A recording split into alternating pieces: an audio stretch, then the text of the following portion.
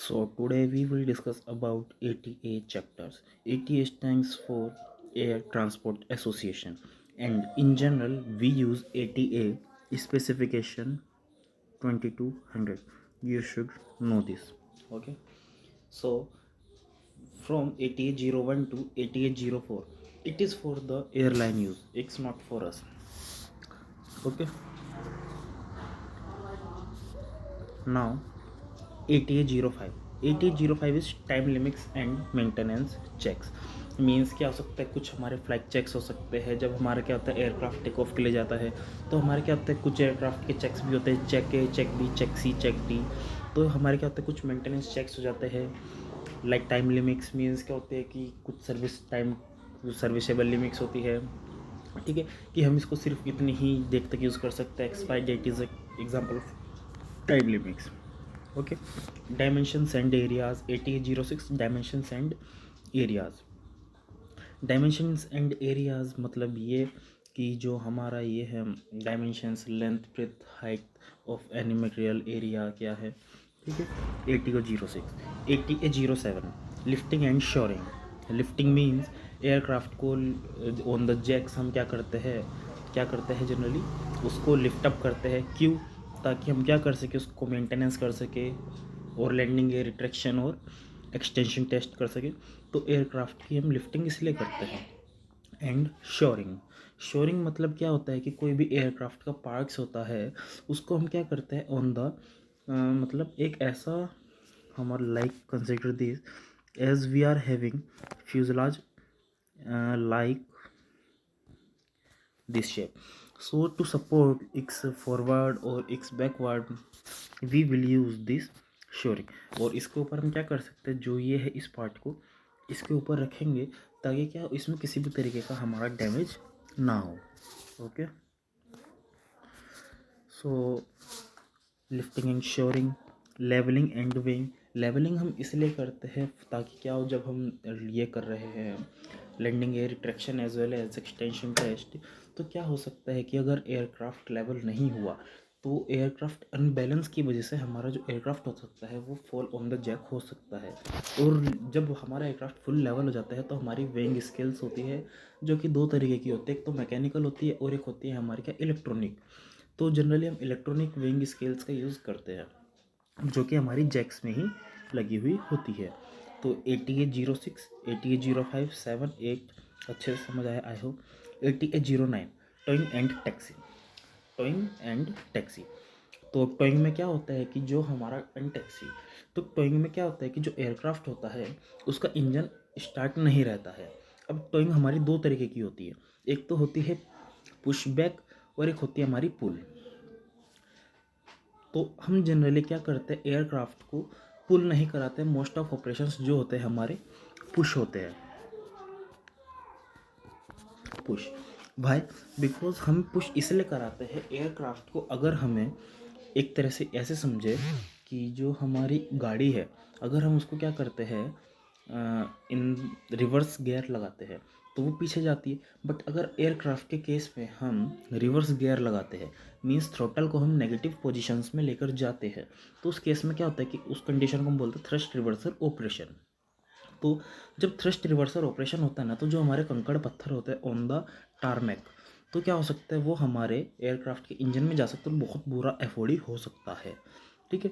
तो इसलिए जो हमारा टोइंग होता है उसको हम पुल तो नहीं कराते, क्योंकि पुल में क्या होता है एयरक्राफ्ट को आगे लेके जाना, तो एयरक्राफ्ट अपनी खुद की पावर से आगे जा सकता है। बट पुश में क्या होता है कि हमारा जब हम एयरक्राफ्ट को पीछे लेकर जा रहे हैं तो हमारे कंकड़ पत्थर आ सकते हैं एयरक्राफ्ट में जो कि उसको डैमेज कर सकते हैं। तो इसलिए जो टोइंग होती है हमारी जनरली उसको करते हैं हम for the push back operation. और जो टैक्सी होती है उसमें क्या होता है कि जो हमारा एयरक्राफ्ट होता है वो रनवे पर जा रहा है फॉर द किस लिए, टेक ऑफ करने के लिए, तो हमें टैक्सी कराकर एयरक्राफ्ट को भेजना होता है ताकि क्या हो कि जो हमारा एयरक्राफ्ट है वो डैमेज ना हो जाए। इसलिए सॉरी गाइस। सो जो टैक्सी होता है उसमें इसलिए करते हैं ताकि क्या हो कि जो हमारा एयरक्राफ्ट अपनी खुद की इंजन पावर से वो जा सके और जाकर टेक ऑफ कर सके। लैंडिंग के बाद हम उसको टारमैक पर जब पार्क कराना होता है तो टैक्सी का यूज़ हम जब करते हैं। ठीक है। Parking. ATA 10 parking. Parking means aircraft को चौक ऑफ कर चौक इन कर देना। ठीक है। पार्किंग में ये हो जाता है, एंड जो एयरक्राफ्ट में हमारे ब्रेक्स होते हैं उसको अप्लाई करते हैं ना, एंड जो हमारे फ्लाइट कंट्रोल सरफेसेज होते हैं उनको ऑफ पोजीशन में रखते हैं ना, न्यूट्रल पोजीशन में ला देना। Mooring, mooring is generally the aircraft को बांधना। जो हमारे छोटे एयरक्राफ्ट होते हैं, स्मॉल एयरक्राफ्ट होते हैं with maximum take off mass less than 5700 kg और सिंगल इंजन हेलीकॉप्टर, उनको जनरली हम क्या करते हैं, मूव करते हैं। उनको हम क्या करते हैं, एक रोप से उसको हम क्या कर देते हैं, बांध देते हैं on the links attached on the ground.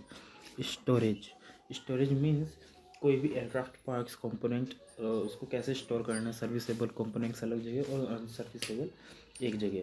Return to service, जब एयरक्राफ्ट को ज़्यादा फुल मेंटेन हो जाता है तो उसको CR से इशू किया जाता है, return to service. Placards and marking, 80A11 placards and marking. In case क्या हो सकता है, जब हम क्या करते हैं, कोई भी मेंटेनेंस कर रहे होते हैं तो जो हमारे क्या होते हैं स्विचेस होते हैं, टॉगल स्विचेस होते हैं जनरली, उन पर हम क्या कर देते हैं, या कोई भी ब्रेक सिस्टम हो जाता है, कोई भी हाइड्रोलिक सिस्टम होता है, कोई भी लैंडिंग एयर सिस्टम हो जाता है, लैंडिंग एयर लीवर जो हो जाता है, सपोज कि जब एक्सटेंशन रिट्रैक्शन टेस्ट करने के बाद हम क्या कर रहे हैं, उसमें मेंटेनेंस कर रहे हैं, अंडर के एरिएज में होता है जनरली। तो अब हम क्या कर रहे हैं, वहाँ पर जब मेंटेनेंस कर रहे होते हैं तो कोई आकर लैंडिंग एयर को एक्सटेंड ना कर दे, तो इसलिए हम क्या करते हैं, वहाँ पर लगा देते हैं कि डू नॉट रिमूव। एक प्ले कार्ड होता है रेड, उसमें क्या होता है, स्टाम्पिंग होती है, ठीक है, और वहाँ पर प्ले कार्डिंग कर देते हैं हम। ओके, एंड 8812 सर्विसिंग, जो कि हो जाता है हमारे क्या, रूटीन मेंटेनेंस। जो हमारे क्या होते हैं, रूटीन मेंटेनेंस होता है, यानी कि एक तरह से कह सकते हैं जो हमारा मेंटेनेंस प्रोग्राम में जो शेड्यूल जिस टाइम पर लिखा हुआ है उसके अकॉर्डिंग से होना है, उसको हम बोलते हैं रूटीन मेंटेनेंस। या फिर वो मेंटेनेंस जो हमारे क्या होते हैं, मतलब कि जैसे प्री फ्लाइट चेक हो गया, ये सब हमारी रूटीन मेंटेनेंस में हो सकता है। Okay, vibration and noise analysis only for helicopter, 80A18। तो 80A18 जो होता है हमारा वाइब्रेशन एंड नॉइज़ एनालिसिस होता है। मीन्स कि कितनी ज़्यादा वाइब्रेशन हो रही है, कितनी ज़्यादा नॉइज़ हो रही है, बट ये केस सिर्फ और सिर्फ किसके लिए, हेलीकॉप्टर के लिए है। ओके, और 80A89 is flight test installation, flight test installation. तो इन केस क्या हो जाता है कि हमने एयरक्राफ्ट में कोई मेजर डिफेक्ट आया था, रिपेयर आया था, हमने वो किया है, रिपेयर किया है उसको, तब क्या होता है कि उसको देखने के लिए कि एयरक्राफ्ट हमारा बैलेंस कंडीशन में है एंड फंक्शनिंग प्रॉपरली, तो हम क्या करते हैं, विदाउट पैसेंजर्स एक फ्लाइट टेस्ट इंस्टॉलेशन कंडक्ट कराते हैं। Okay, so hope so you understand this. तो अब हमारे पास आता है क्या, air frame system, sorry it's not air frame, it's type है, इट्स जनरली हमारा हो जाता है सिस्टम। एयरक्राफ्ट का जो सिस्टम होता है जनरली हमारा वो यही होता है, ठीक है। तो 8820 is generally standard practice is air frame. 8821 these all chapters you will study line wise in your module 11 or module 13। okay, so let's start। 8821 air conditioning and pressurisation, ठीक है। जो हमारा फ्यूजलाज होता है वहाँ पर क्या होता है, प्रेशराइजेशन मेंटेन करके रखना होता है हमको। जो पैकेज कंपार्टमेंट होता है वो भी हमारा क्या होता है जनरली, जो हमको लगता है बैगेज कंपार्टमेंट होता है वो भी प्रेशराइज होता है। जो APU सेक्शन होता है वो हमारा क्या होता है, प्रेशराइज नहीं होता है। और जो हमारा क्या होता है, रेडियम सेक्शन होता है वो भी प्रेशराइज होता है। 8822 ऑटो फ्लाइट, ठीक है। 8823 communication, 8824 electrical power, 8825 equipments and furnishings, 8826 fire protection, 8827 flight controls, 8028 fuels की स्टोरेज आ जाती है इसके अंदर, एंड फ्यूल टैंक्स कितने तरीके के होते हैं। आइसिंग ड्रेन प्रोटेक्शन हो जाता है, मतलब कि क्या होता है कि जो हमारी विंडशील्ड होती है उसको भी हमें क्या है प्रोटेक्ट करके रखना होता है। जो हमारा एयरक्राफ्ट होता है उसमें सिस्टम्स होते हैं हमारा, ठीक है। तो डिटेक्टर्स होते हैं काफ़ी सारे, तो वो सब इसमें आते हैं। हमारे इंडिकेटिंग रिकॉर्डिंग सिस्टम, रिकॉर्डिंग का सिस्टम हो जाता है हमारा। लैंडिंग गियर हो जाता है, जो हमारा लैंडिंग गियर होता है कितने तरीके के होते हैं। स्मॉल एयरक्राफ्ट में लैंडिंग गियर की ज़रूरत क्यों नहीं पड़ती है, क्यों पड़ती है। लार्ज एयरक्राफ्ट में ज़रूरत, या स्मॉल एयरक्राफ्ट जो कि एक पर्टिकुलर वेट के बाद ही हमें लैंडिंग गियर की ज़रूरत पड़ती है, उससे पहले क्यों नहीं। तो ये सब आप इसमें पढ़ेंगे, ड्रैग की वजह से होता है। एक होता है हमारा लाइक्स कितनी तरीके की होती है। जनरल लाइक्स जो होती है हमारी बीकन लाइक्स हो जाती है, ठीक है। और एयरक्राफ्ट में स्ट्रोब लाइक्स हो जाती है। एंड जो नेविगेशन लाइक्स या पोजीशन लाइक्स होती है वो होती है हमारी नेविगेशन हो जाता है हमारा, ठीक है। ATA-34 नेविगेशन हो जाता है। ये सब आप पढ़ लीजिए। ATA-35 जो होता है ऑक्सीजन होता है। ATA-36 जो होता है हमारा न्यूमेटिक होता है। ATA-37 वैक्यूम होता है। ATA-38 हमारा वाटर वेस्ट सिस्टम हो जाता है। ATA-39 is not so much important, ठीक। ATA-40 is multi system. ATA-41 is water blast. ATA-42 is IMA integrated modular avionics. ATA-43 not present. ATA-44 cabin system हो जाता है हमारा। ATA-45 diagnostic and maintenance system. Maintenance system जो हो जाता है हमारा उसका diagnose as well as maintenance system.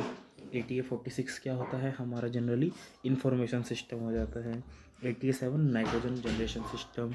Nitrogen को कैसे जनरेट करें, हम क्या करते हैं एयरक्राफ्ट में नाइट्रोजन भी यूज़ करते हैं कई जगह। जैसे हमने देखा था अभी हाइड्रोलिक सिस्टम, तो हाइड्रोलिक सिस्टम के जो इमरजेंसी सिस्टम होता है उसमें हम क्या करते हैं नाइट्रोजन का ही यूज़ करते हैं। नाइट्रोजन हम इसलिए यूज़ करते हैं बिकॉज नाइट्रोजन, याद रखिएगा मोस्ट इम्पोर्टेंट बात है, नाइट्रोजन हम क्यों यूज़ करते हैं। नाइट्रोजन जो होती है हमारी ठंडी होती है वो बाकी सभी से, ठीक है।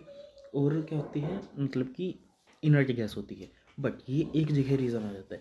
दूसरा मेन रीज़न जो होता है नाइट्रोजन जनरेशन का वो ये होता है कि नाइट्रोजन इज मॉइस्चर फ्री।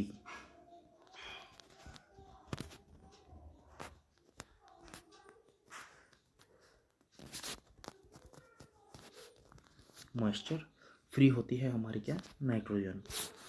तो उसके बाद हमारा आता है 48 इन फ्लाइट फ्यूल डिस्पेंसिंग, मतलब कि एयरक्राफ्ट से दूसरे एयरक्राफ्ट में कैसे फ्यूल जाए, तो उस इन फ्लाइट फ्यूल डिस्पेंसिंग होता है हमारा 48। 49 एयरबोर्न ऑक्सिलरी पावर यूनिट, जो हमारा एयरक्राफ्ट होता है उसी के अंदर एयरबोर्न यानी कि एयरक्राफ्ट के अंदर ही होने वाली एक पावर जनरेटिंग यूनिट जिसको हम ऑक्सिलरी पावर यूनिट बोलते हैं, ठीक है। ATA-49 हो जाता है। और ATA-50 cargo and accessory compartments. अब आ जाता है हमारे क्या स्ट्रक्चर जो कि हो जाता है ATA-51 standard practice structures general. ATA-52 generally जो होती है हमारी किस लिए होती है, डोर्स के लिए होती है। ATA-53 हमारा फ्यूजलाज हो जाता है। ATA-54 नेसल्स और पाइलॉन्स। नेसल्स होती है हमारी बड़े इंजन जो होते हैं, बड़े एयरक्राफ्ट के जो इंजन्स होते हैं उनकी कवरिंग। और जो छोटे जो छोटे एयरक्राफ्ट होते हैं उनके जो इंजन्स होते हैं उसको हम बोलते हैं काउलिंग, ठीक है। पाइलोन्स क्या होता है हमारा जनरली इंजन अटैचमेंट के लिए एक माउंटिंग होती है पाइलोन्स। ATA-55 स्टेबलाइजर्स होते हैं। ATA-56 Windows and ATA-57 wings. अब आता है हमारा power plant section. Power plant section में होता क्या है हमारा कि ATA-61 power plant ATA-61 propeller हो जाता है। ATA-70 स्टैंडर्ड प्रैक्टिसेस इंजन हो जाता है। These are not so much important. ATA-71 power plant हो जाता है। ATA-72 रेसिप्रोकेटिंग इंजन हो जाता है। Not so much important if you are from B1.1 और B2 but important for B1.2, okay, and B1.4। तो ATA-72 हो जाता है हमारा रेसिप्रोकेटिंग इंजन। ATA-73 हो जाता है हमारा क्या इंजन का fuel and control unit. ATA-74 हो जाता है हमारा ignition. ATA-75 bleed air. ATA-76 engine controls most important, ठीक है। ATA-77 engine indicating most important because these are confusing, that's why they are important and BGC must ask from this. So ATA-77 जो होता है हमारा engine indicating होता है। ATA-78 exhaust. ATA-79 oil and ATA-80 starting important. ATA-81 जो होता है हमारा टरबाइन हो जाता है रेसिप्रोकेटिंग इंजन, ठीक है। ATA-82 engine water injection. 83 accessory gearbox. Accessory gearbox generally क्या होता है हमारा एक एक्सेसरीज मीन्स हमारी जो पंप्स हो जाते हैं अल्टरनेटर्स हो जाते हैं वो सभी क्या होते हैं हमारे एयरक्राफ्ट से कनेक्टेड होते हैं एक रेडियल शाफ्ट के थ्रू विद बिवल गियर असेंबली। तो वो हो जाता है हमारा एक्सेसरीज और क्या होता है वो गियर बॉक्स, उनमें क्या होता है गियर्स होते हैं काफ़ी सारे, तो इसलिए गियर एक्सेसरी गियर बॉक्स बोल दिया हमने। Propulsion augmentation, fuel cell system, charge and engine system installation. तो यहीं पर हमारी एक बात आती है ATA specification 2200 as I have. अब यहाँ पर हम देख रहे हैं कि ये 00, 10, 20, 30, 40, 50 क्या है। अब जनरली जो हमारा ATA ब्रेकडाउन्स होता है, ब्रेक डाउन्स, ठीक है, तो उसमें क्या होता है, आप इस तरीके से कंसिडर करिए ABCDEF, मीन्स क्या होता है, ये हो जाता है हमारा ATA, ये हो जाता है सब ATA, और ये हो जाता है हमारा इसका भी सब, ठीक है। तो अब जैसे कि हमारा ATA हो जाता है 7, ठीक है, सब ATA हो जाता है 10 जैकिंग। अब इसी 10 से 20 के बीच में 11 to 19 हो जाता है हमारा ये, ठीक है। तो हमारा ये ATA ब्रेकडाउन हो जाता है।